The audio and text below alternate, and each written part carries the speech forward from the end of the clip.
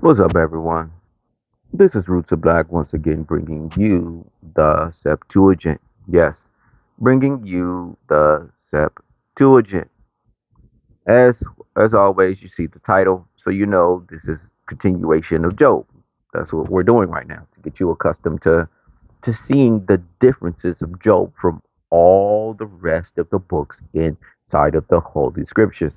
This book is different, very, very different. So it requires and should be reproved and analyzed. So that's what we are doing right now. So once again, we're going to go to Moon Plus Reader Pro, and we're on chapter 4. Let's highlight chapter 4 so I know that it has been done when I go back to it. And then Eliphaz the Theaemenite answered and said, Hast thou been often spoken to in distress? But who shall endure the first of thy force of thy words? So it's like, bruh, anybody ever talk to you when you down? Because I don't think nobody can, deal with what you just said. Because I mean, we just read chapter 3 and saw what he's talking about. How can you deal with someone who spoke like that? What do you say to a person that feels that way? That he wish he was dead. That's basically what he's saying. Wish he was never born. Screw wish he was dead. He wish he was never born. And that's your friend. How do you what do you say to that?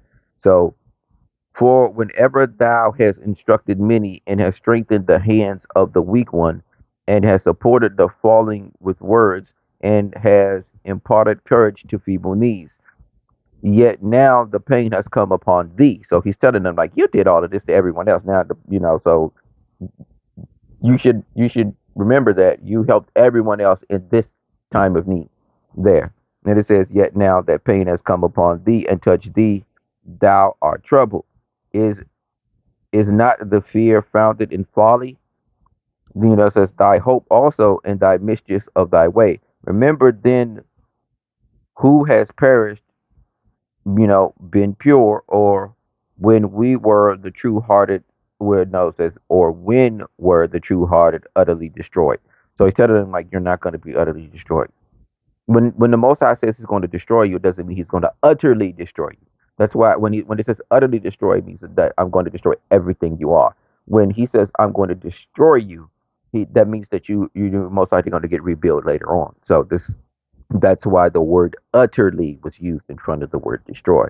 You have to understand how these words work and what is being said. It's like when it says that they made to see the very elect, which means the elect is going to be deceived. And it says destroyed, doesn't mean that your whole lineage is going to be destroyed. That's why it says utterly destroyed. That means everybody, everything. You have to, a word means a lot. That's why when someone takes out a word like the KJV, what they did with the words changes the whole meaning and outcome. Just like when we go to Hosea and it says that, my people are destroyed from lack of knowledge, but the original one says like it's if they had no knowledge whatsoever. That's a totally different thing. All right. So because you just lack the knowledge for that there. But so think about this. When it says lack of knowledge, that means you just don't have the knowledge of what's in front of you. You lack that knowledge. But when it says no knowledge, it means you never had any in the first place, that you don't know anything. See, there's a difference between the two. All right. Accordingly, as I have seen men plow bearing places, and they sow them and reap sorrows for themselves. They shall perish by the command of the Lord, and they shall be utterly consumed by the breath of his way. The strength of a lion and the voice of the lioness, the exulting cry of serpents are quenched. You know, so Josiah says of serpents, what serpents cry? Man, y'all better understand this. They're talking about something else besides the snake.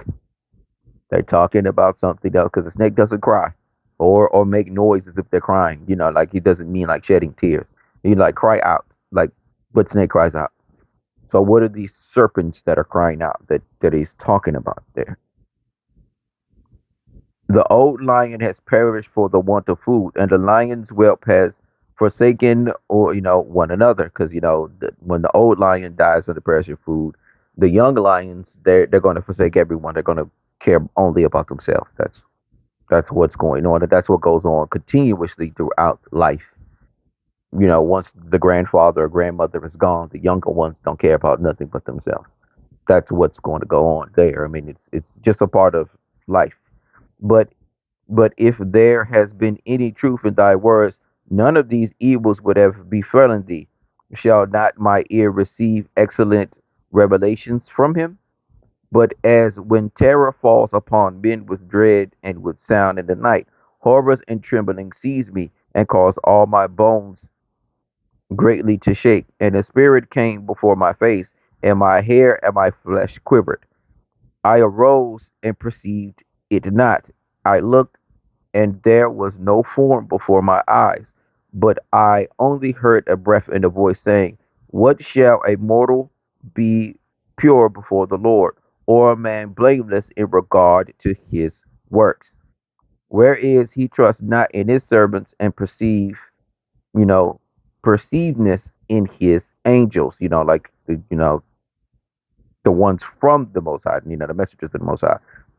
But for as them that dwell in the house of clay, which is man, for whom he also formed in the same clay, he smites them like a moth. So a spirit came to him telling them, like this is just what it is. And what are you going to do about it? And he said he didn't see them, but he felt them. Yeah, and this and that. And we don't know if he's talking about that was Beelzebub that said that to him. I mean, because the Most High says this by himself, that you're clay. I can form you and do what I want to with you. So, and then Beelzebub at this point of time was serving the Most High, because the Most High said he's allowed to do this. So obviously he's serving the Most High at that moment. So we don't know which one did it, and it could have been at that moment when the word angel was used that it was a messenger, because he still was a messenger from the Most High no matter what, because he was with the Most High in the council when he sent him out. Because you guys don't understand, Beelzebub is there with 1/3 of the Nephilim to make sure that they torture man. So, and they do the will of the Most High. He shows up at the table to do certain things. Remember with the priest when Beelzebub came before them with the spirit, and the spirit said that I will go and be a lying tongue in the mouth of his prophets, and he said, go forth. Like, you guys don't understand this. They're there for this purpose. They were there for this purpose. They're still here right now with you speaking. You don't get this. Like, how can you, as a Christian or whatever you call yourself, see both Democrats and Republicans and not see the lying wonders and spirits in both sides? How can you not do that? They don't help anyone. They both do the same exact entire thing. They just do it differently, but it's the same outcome. The death and demise of you. It doesn't matter what it is. It doesn't matter.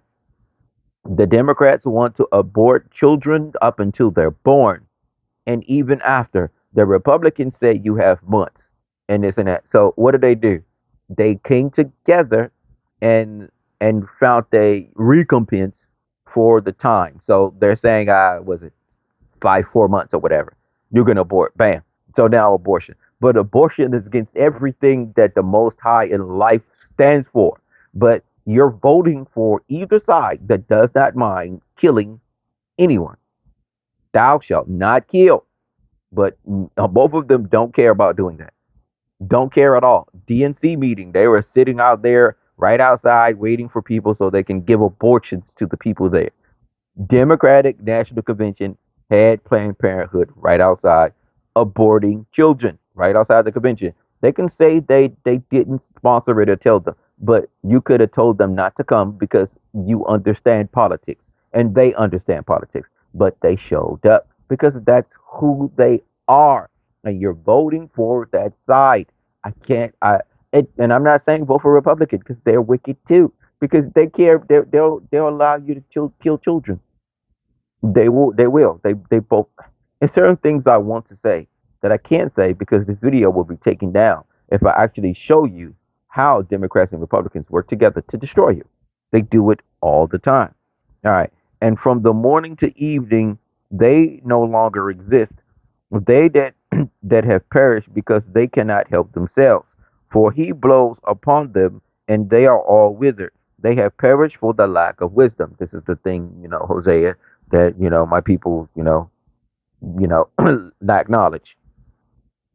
You know, the first understanding of wisdom is the fear of the Most High, and that's what Job is trying to explain and get people to understand. The first understanding of wisdom is the fear of the Most High, because remember, you're clay. You're in a trial, you're in a test. There's more things that I want to tell you of why you are here on this earth and why it doesn't matter if he kills you or not. You better go and bow down to the. This is including me, not just you.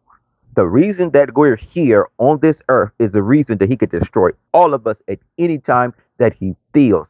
Now, I need you to open up your eyes and your mind and to realize and understand why I just said that and why you are here. You are here on this earth for a reason. Why are you here on this earth? And what have you done to put yourself on this earth? See, you think you haven't done anything to put yourself on this earth. You have. You have. If you truly understand this story from the very beginning and you paid attention and you reproved, then you would know that the Most High can kill you at any time. He has the very right to do this. The fact that he gave any of us grace is amazing. Hallelujah, manna from heaven.